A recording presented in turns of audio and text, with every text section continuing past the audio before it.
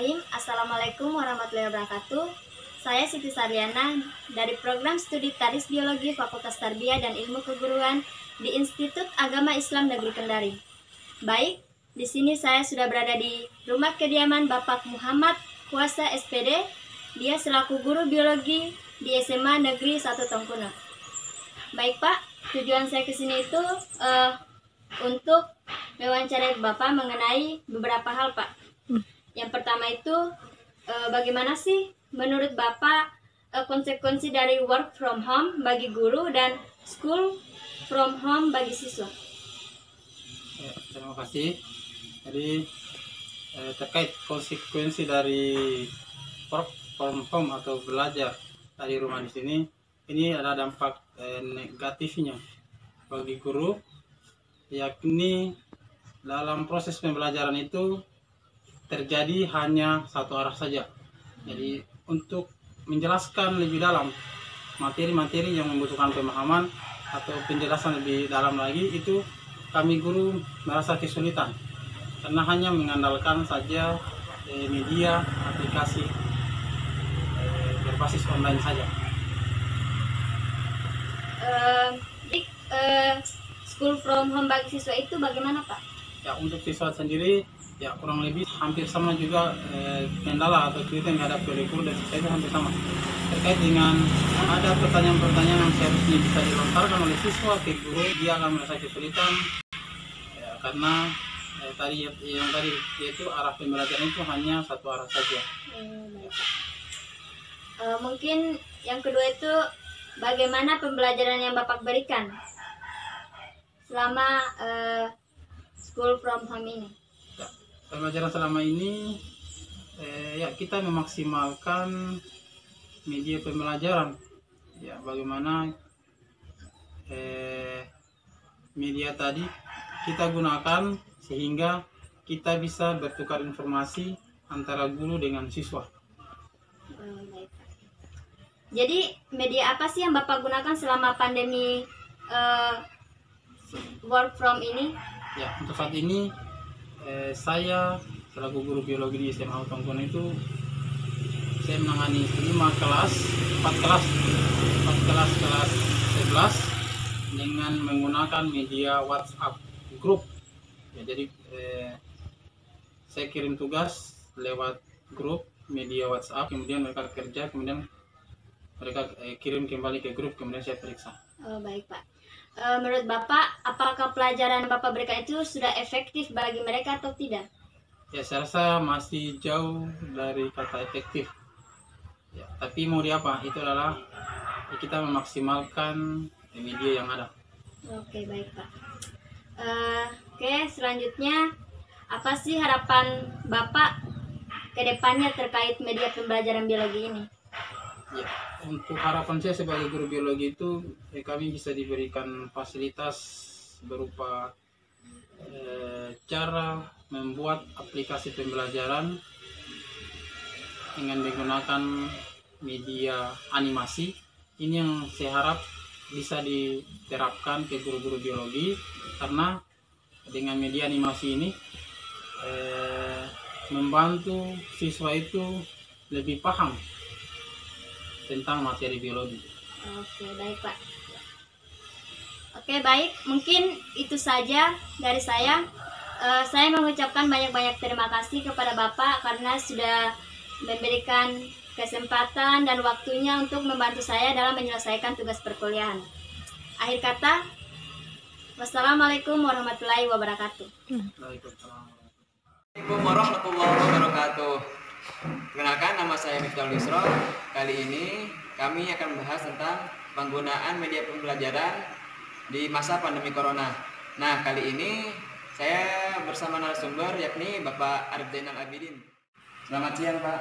Selamat siang.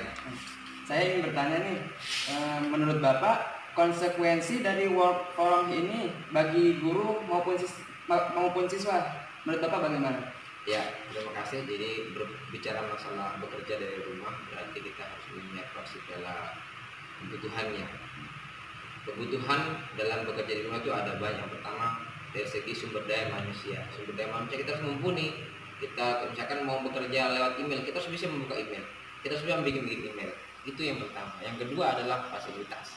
Kita harus punya fasilitas yang harus kita gunakan, misalkan HP, apakah komputer, atau jaringan internet yang akan kita gunakan. Kalau itu tidak ada, maka ini tidak akan berjalan. Yang ketiga adalah pendukung yang lainnya, misalkan lingkungan, dari keluarga, apakah dari diri sendiri. Kesadaran itu juga penting. Jadi ada 3 faktor ini harus berkaitan. Jika salah satunya tidak mendukung, maka tidak akan berjalan dengan efisien mungkin. Maka 3-tiganya harus dicukupi. Nah, sekarang kondisi sekarang ini adalah banyak yang mau belajar dari rumah, tapi 3 faktor tidak dipenuhi. Misalkan di sini kalau misalkan dari kampung, kondisi geografisnya sangat sulit, sinyal sangat susah, sehingga orang kesulitan bekerja dari rumah, harus memanjat gunung, harus ke kebun. Maka ini akan menjadi kendala. Yang kedua, tidak semuanya orang memiliki fasilitas karena kendala faktor ekonomi. Ekonomi ini yang menentukan, banyak orang tidak punya HP. Ada HP ya, HP yang standar yang hanya untuk menelpon dengan SMS. Ini juga kendala untuk bekerja dari rumah. Jadi semuanya harus saling berkaitan satu sama yang lainnya. Kalau 3-tiganya ini terpenuhi, maka efektivitas belajar dari rumah itu sangat bagus, sesuai dengan konsep dari Presiden Joko Widodo bahwa belajar dari rumah. Tapi kalau misalkan 3 ini tidak terpenuhi, maka ini akan menjadi kendala di lapangan. Saya kira seperti itu tadi konsekuensi belajar dari rumah. Berarti konsekuensi dari WFH ini ada 3. Pertama, sumber dayanya, Ya, terus kendala faktor lingkungan, ya, satu lagi tadi apa? fasilitas. Fasilitas. Nah, kita beralih nih Pak ke pertanyaan kedua. Bagaimana pembelajaran yang Bapak berikan terkait media pembelajaran apa yang digunakan selama masa pandemi ini dan WFH ini? Apakah berjalan sangat efektif? Ya, pribadi saya menggunakan fasilitas yang paling mudah dijangkau. Kalau kita melihat dari teman-teman, ada yang menggunakan Google Class, ada yang menggunakan Zoom, ada yang menggunakan fasilitas yang lainnya, tentunya itu bagus. Tetapi kita kembali lagi pada realistis kondisi di lapangan. Saya ingin menggunakan sharing sama anak-anak fasilitas apa yang paling mudah dijangkau. Ternyata satu yang sangat efektif. Kalau WA, guru, pengajar, dosen akan kewalahan HP-nya. Bayangkan kalau 100 siswa, 100 mahasiswa mengirim tugas dalam bersamaan, maka HP akan hang saat itu. Tetapi kalau kita menggunakan fasilitas internet, tapi gunakan internet yang paling efisien, yakni Google Messenger atau Facebook Messenger atau media Facebook. Karena Facebook ini ada mode gratis. Mode gratis ini bisa dijangkau oleh semua elemen, asalkan dia punya HP, dia punya jaringan, ada mendapatkan signal jaringan, maka dia bisa berinteraksi. Tetapi kalau tidak punya data, mau menggunakan WhatsApp tidak bisa, Google Class tidak bisa, menggunakan Zoom akan terkendala. Maka yang saya gunakan adalah Facebook Messenger, karena ini bisa dijangkau oleh seluruh siswa atau mahasiswa tanpa menggunakan pusat data, dan ini bisa membaca dalam bentuk gambar juga, jadi sangat efektif. Jadi ini merupakan salah satu yang saya gunakan. Materinya bisa dalam bentuk gambar, bisa dalam bentuk teks. Kita sesimpel mungkin, yang penting pesan yang ingin kita sampaikan sampai kepada siswa yang akan kita berikan pembelajaran. Saya kira seperti itu. Nah, ini Pak, ada pertanyaan terakhir lagi nih.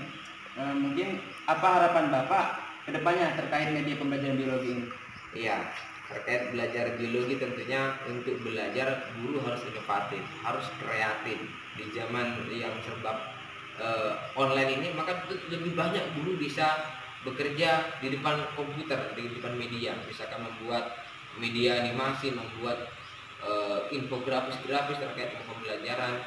Tapi kalau guru hanya mengandalkan teks, mencatat, memberikan perintah anak silakan mencatat, meringkas, maka ini tidak akan berkembang. Karena pemahamannya sangat sulit dipahami anak-anak. Karena kecenderungan anak sekarang dia lebih mudah memahami suatu gambar, suatu video dibanding teks. Ini tingkat kejenuhannya tinggi kalau teks. Makanya guru harus berpikir bagaimana supaya pesan ini sedikit tetapi langsung dipahami oleh anak-anak. Makanya dari bentuk gambar atau grafik-grafik yang mudah dicerna oleh anak-anak. Jadi guru harus lebih ke sana berpikirnya. Kalau masih zaman dulu, masih zaman tempo dulu, dia hanya mencatat, menjawab soal, itu sangat sulit dipahami anak-anak. Jadi pesan pelajaran yang ingin kita sampaikan tidak sampai kepada anak, bahkan anak tidak akan kerja karena dia tidak mengerti. Tapi kalau menggunakan gambar yang menarik, yang asik untuk dilihat, maka anak-anak akan lebih tertarik dan lebih paham. Saya kira seperti itu kita zaman sekarang. Berarti menurut Bapak bahwa keefektifan ini tergantung dari gurunya itu sendiri. Kreativitas guru, betul. Kreativitas guru itu sangat menentukan. Dan kita juga memang harus berkreatif karena siswa ini kadang jenuh kalau hanya mengandalkan teks kan. Betul. Karena membaca itu butuh waktu panjang dan memang kadang mata juga jenuh melihat tulisan kecil-kecil. Mungkin sekian saja Pak. Terima kasih atas waktunya. Oke, sama-sama. Mudah-mudahan sukses.